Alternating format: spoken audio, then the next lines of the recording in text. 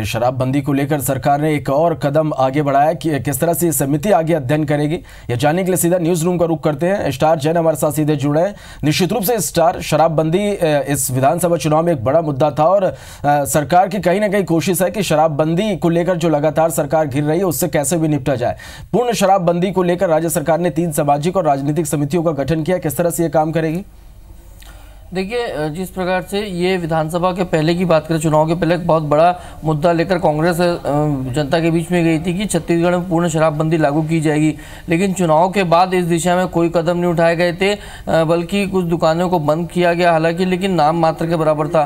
तो ये सवाल उठने लगे थे कि सरकार की नीति के ऊपर कि पूर्ण शराबबंदी की जो बात करी थी वो कहाँ है। लेकिन लोकसभा चुनाव के पहले इस प्रकार की कमेटी का गठन करके सरकार ने एक अपनी मंशा साफ कर दी कि वो पूर्ण शराबबंदी की ओर बढ़ रही है। जहां तक कमेटी की बात करें तो 3 अलग अलग स्तर पर कमेटी बनाई गई है। राजनीतिक स्तर पर कमेटी अलग बनाई गई है, सामाजिक स्तर पर कमेटी अलग बनाई गई है। तो ये तो मामले को अलग अलग तरीके से हर पहलुओं को इसमें देखा जाएगा, क्योंकि राजनीतिक दृष्टिकोण भी बहुत ज़रूरी है, सामाजिक दृष्टिकोण भी बहुत ज़रूरी है। इसके अलावा चूँकि जहाँ तक राजस्व की बात करें, बहुत बड़ा राजस्व शराब से जो है सरकार को मिलता है, तो इस वजह से उसके लिए भी एक अलग से कमेटी बनाई गई है। तो ये तमाम अलग अलग पहलुओं को जो 3 अलग अलग कमेटी बनाई गई है वो जांचेगी, परखेगी, दूसरे राज्यों में भी जाएगी कि वहाँ किस तरीके से शराबबंदी की गई है और उससे जो राजस्व का नुकसान हो रहा है उसकी भरपाई कहाँ से हो रही है, या फिर क्योंकि एकदम यदि एक पूर्ण शराबबंदी अब तुरंत लागू करते हैं तो उसका कॉन्सिक्वेंसेस क्या होगा। तो ये तमाम चीज़ों को जो कमेटी है वो अध्ययन करेगी, उसके बाद अपनी रिपोर्ट सौंपेगी। तो ये एक बहुत बड़ा फैसला है, क्योंकि एक स्टेप बोल सकते हैं आप इसे पूर्ण शराबबंदी की ओर सरकार का। और इसके बाद जब कमेटी अपनी रिपोर्ट सौंपेगी उसके आधार पर फिर आगे निर्णय लिया जाएगा। चलिए स्टार, इसके अलावा आरक्षण को लेकर भी समिति का गठन किया गया, इस बारे में क्या कुछ जानकारी?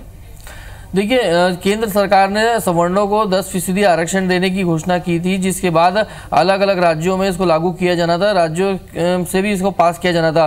छत्तीसगढ़ में भी बात उठी थी तो सरकार ने साफ किया था कि वो लागू करेंगे, लेकिन उसके परीक्षण करने के बाद कि उससे छत्तीसगढ़ के लोगों को कहीं नुकसान ना हो, जो वर्तमान में जिस प्रकार से आरक्षण मिल रहा है। तो यदि आप देखेंगे जो कमेटी का गठन किया गया है उसका एजेंडा यही है कि जो सवर्णों में आर्थिक आधार पर 10% आरक्षण देने की बात की गई है उसको स्टडी करेगी, साथ ही साथ मौजूदा आरक्षण जो नियम है उसके आधार पर गुण दोष देखते हुए कि बाकी लोगों को क्या नफा और नुकसान हो रहा है इसका भी अध्ययन करेगी कमेटी। और उसके बाद जो आरक्षण नए जो नियम बदलाव किए गए, 10% सवर्णों को आरक्षण लागू किया गया, उस पर फैसला होगा। हाँ, चलिए स्टार, बहुत बहुत धन्यवाद आपका हमारे साथ जुड़ने के लिए और इस पूरी जानकारी के लिए।